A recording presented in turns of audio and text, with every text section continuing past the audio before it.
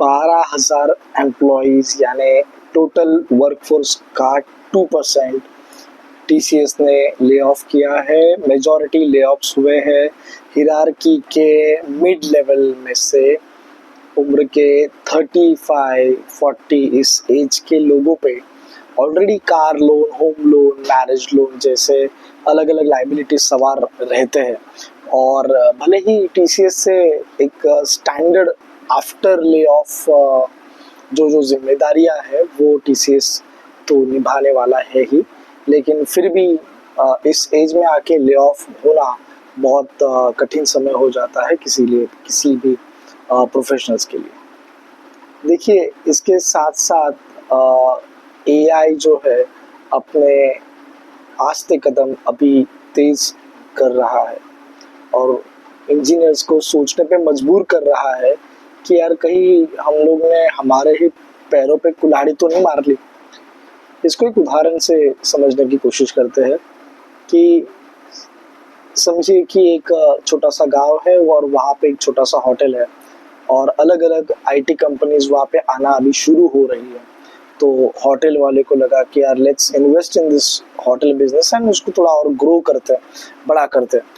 और उस तरीके से उसने होटल को बड़ा भी कर लिया और लोग भी आने लगे, आईटी कंपनीज के एम्प्लॉयज वगैरह आने लगे।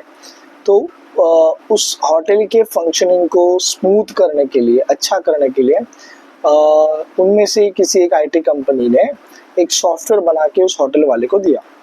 अब होटल वाले का होटल अच्छा खासा रन हो रहा है because of that software system.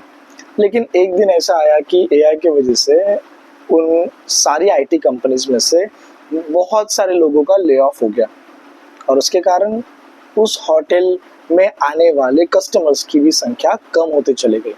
अब होटल वाले ने तो इतना सारा लोन लेके रखा है ग्रोथ करने के लिए, एक्सपांड करने के लिए, तो हो सकता है कि कस्टमर्स के ना आने की वजह से शायद से वो लोन भी ना चुका पाए और उसको होटल जो अच्छा खासा चल रहा था अब वो होटल उसको बंद करना पड़ सकता है।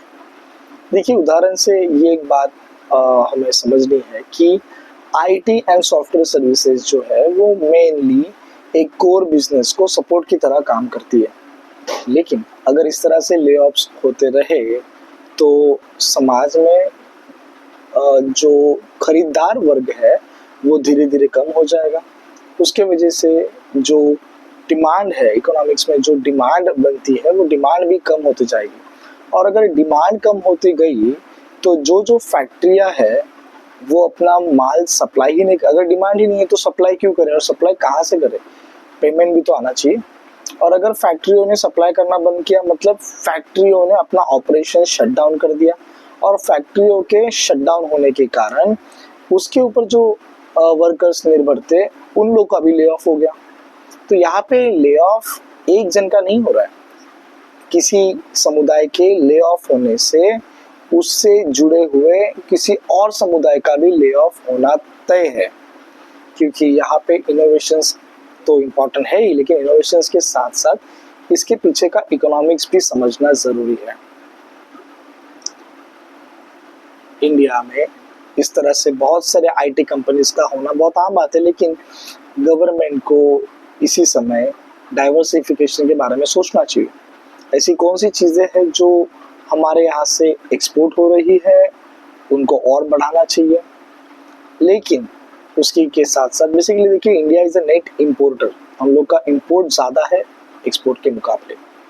तो हम हमारा इंपोर्ट कैसे कम कर पाए और इंपोर्ट कौन से इंडस्ट्री के प्रोडक्ट्स हम लोग कर रहे हैं, क्या हम उन्हीं प्रोडक्ट्स को इंडिया में बना सकते हैं।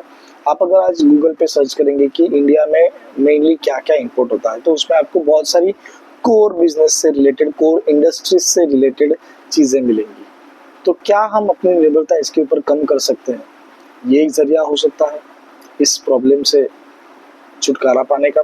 और दूसरा जरिया ये है, देखिए ये तो इंडिया का बेसिक प्रॉब्लम है पॉपुलेशन, क्योंकि इंडिया की पॉपुलेशन ही इतनी ज़्यादा है कि थोड़ा हमें भी सोचना चाहिए कि जिस कंट्री की पॉपुलेशन ज़्यादा होती है वहाँ पे लेबर इंटेंसिव जॉब्स का होना, लेबर इंटेंसिव इंडस्ट्रीज़ का होना बहुत ज़रूरी होता है। तो इसी के साथ थोड़ा सा सोचते हैं इसके ऊपर, आप भी सोचिए, मैं भी सोचता हूँ, and let the government think on this.